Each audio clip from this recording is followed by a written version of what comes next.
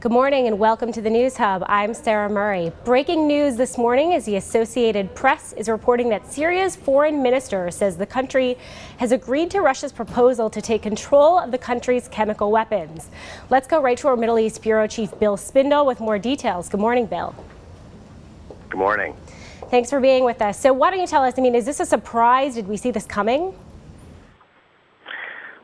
This has been quite unexpected here in the last couple of days, although there's some indications that there have been some talk indirectly behind the scenes for a few weeks about similar type things. So it has come a bit out of the blue. It's unclear how much of this is diplomatic maneuvering and where it's all going. Certainly a good bit of it is diplomatic maneuvering. The Assad regime is trying to hold off an attack as long as they can. The Russians are helping them. And at this point, probably President Obama seems to be looking for some ways to at least delay and perhaps even avoid having to go to Congress for a vote that he might well lose.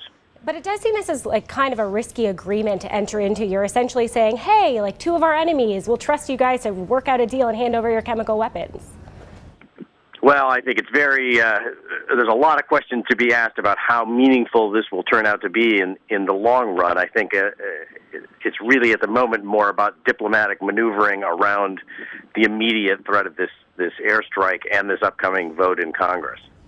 Okay, great. And so what should we expect to see, going forward today? Just more of this diplomatic maneuvering between Syria and Russia? What's kind of the next step in this?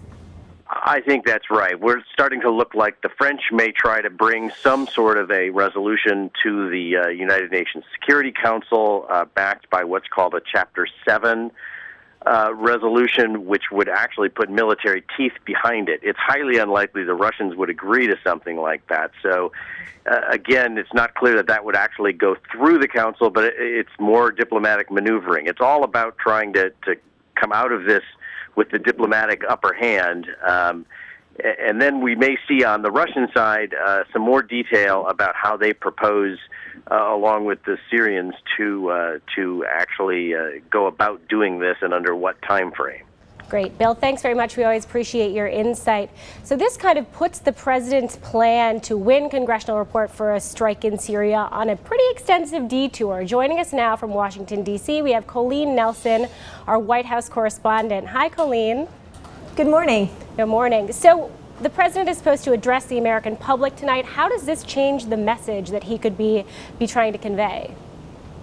Well, it definitely alters the message significantly. The president was expected to make a strong push for military action as he was continuing to press the case both to Congress and the American people. And up until yesterday, the message was essentially, we've exhausted all of our options. We have no choice but to take military action to send a message that we won't tolerate chemical weapons. And now all of a sudden, apparently they haven't exhausted all of their options. There's a new option on the table that John Kerry kind of inadvertently put out there. And now the president says he's going to kind of follow parallel paths where he asks Congress to continue to consider a military strike while he pursues the diplomatic track at the same time.